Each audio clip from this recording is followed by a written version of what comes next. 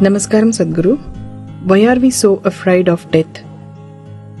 See, right now, why there is so much fear is the substance of your life is only in your clothes, your jewels, your education, a few people that you gathered around you. That's all the substance of your life is. All these things can be taken away from you any moment, isn't it? This is the only thing which is giving you solidity. That little bit of education, your clothes, your jewels, your bank balance, a few people around you, this is all that is giving you some sense of solidity of being a being. This is not a being, this is a patch-up job. So, with such petty blocks, when you build a building, naturally you should be very worried when it'll collapse. Now, instead of using a stone block for this column, if I use the twig, definitely I'll be always worried when it'll collapse on my head, isn't it? Isn't it so? That's your worry, that's your fear, because you're trying to build your life with twigs, not with solid material, not with reality, with illusory things. Always you will live in fear, there is no other way to live. There is simply… if you're living in a house which is supported by twigs, being afraid that it'll collapse on your head is very natural, isn't it? That's all that's happened to you. It's time you bring something more substantial into your life. If you bring something more substantial, then suddenly you find, if you sit here, everything is fine. Life or death, still it is fine. That's how it'll be. It's a very beautiful story. Buddha, on the last day of his life, he always had a breakfast of rice gruel in the morning. And after this breakfast was over, he always met the monks who were around him. And every day he said, if you have a question, you ask. This went on for 40 years. 40 years of his enlightened life. Every day after breakfast, he spoke. Whoever was there, 10 people, 10,000 people, whatever number, after breakfast he always sat down and spoke. So on the last day of his life, he knows this is the last day. He had his rice gruel and he sat down and he said, today is the last day. If you have anything to ask, ask. So many of the monks started crying. I said, what are you crying? At least some other day if you were crying, it's okay. Today is the last day, don't waste the time because it's ticking away. Some other day you could cry and roll and you had time for all those things. Today, if you want to ask something, you ask. He was surprised that people are crying. But Master, we have been with you for so long, you're leaving today and they're crying, nobody asking any questions. He said, stop this nonsense, ask some question. Today's the last day, any doubt? Let's clear it. After that there is only teaching, nobody to clear this and that, See, with every teaching you can get into a mess. When the Master is alive, constantly is de-entangling you. Afterwards, no de-entangling, just sadhana is all that is there. So today is the last day, if you want to ask any questions, please ask. It's just a matter of fact about it. He's lived well. When death comes, he will die well. He's so certain that he'll die well. So, it's just another day. One day you took on the body, another day you walked about with the body, another day you leave the body. You make a big issue out of it, simply because you have a keyhole vision of life.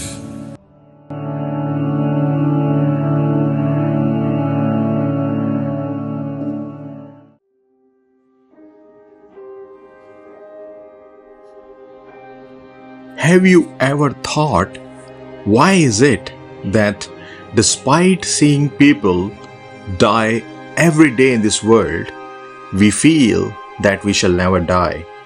We feel that we will live forever. Have you really thought about it? Does it ever occur to you that this body that you refer to as I will be taken away by nature someday. Does it ever occur to you that today could be your last day? If the answer is no, then you are really not living your life consciously. You are really not living your life with awareness. I'm not trying to frighten you by talking about death. I'm not trying to frighten you by saying that the next moment could be your last moment, that the breath that you are breathing right now could be your last breath. No, I'm not trying to frighten you at all. I'm just trying to bring your attention to the most obvious fact. I'm just trying to draw your attention to the most straightforward and undeniable fact, which is that you have to leave this body one day. You will experience the separation from this body one day. Unless you contemplate this fact, unless you ponder over this, no real change can happen in your life. No transformation is possible in your life. You can't really know who you truly are beyond this body-mind complex. Death is something which every true spiritual seeker should meditate upon, because death reveals to you what is real and what is unreal. It reveals to you what is temporary and what is permanent. Death is just the stripping away of all which is not you. Death separates the not you from the real you. It separates this body-mind complex from the real, divine, conscious you. So before this body is taken away from you, just separate yourself from this body. Die before you die. Experience the separation that already exists between you and this body-mind complex. This is what is the purpose of all spiritual practices. This is what is the purpose of spiritual life. To realize that you are not this body while being in this body. To realize your divine, conscious nature which animates this body. Gautam Siddhartha became a Buddha because of death. Yes, it was death only which turned Gautam Siddhartha into a Buddha. Before becoming enlightened, Buddha was living the life of a royal prince which revolved around this body-mind complex, eating, sleeping, and discharging the duties which were assigned to him. Until the prime of his youth, he had led his life considering himself as a body-mind complex. But a look at a dead body changed his life forever. He happened to look at a dead body. He hadn't seen a dead person before. He hadn't even heard of death. He didn't know what death really was. And of course, he didn't know that he himself would die one day. When he inquired about this phenomenon of death, he was told that everyone dies and he would also die one day. This shocked him greatly. This just shook his very being.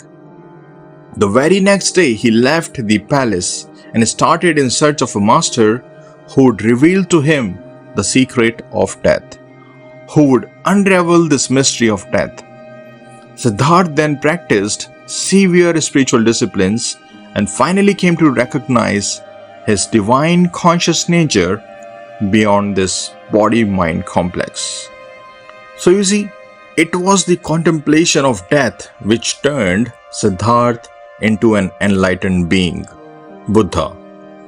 Buddha then asked his disciples to go to the cremation ground and meditate on the ephemeral nature of human existence. Till today, the Buddhist monks meditate for hours on death, not in some morbid sense, but to recognize the unreal nature of this world. When you recognize the unreal, the real shines forth. When you recognize the temporary nature of this human form, your divine, conscious, blissful nature will shine forth. It's because it's your real nature only which makes this recognition possible.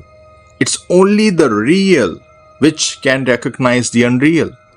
It's only the changeless which can recognize the change.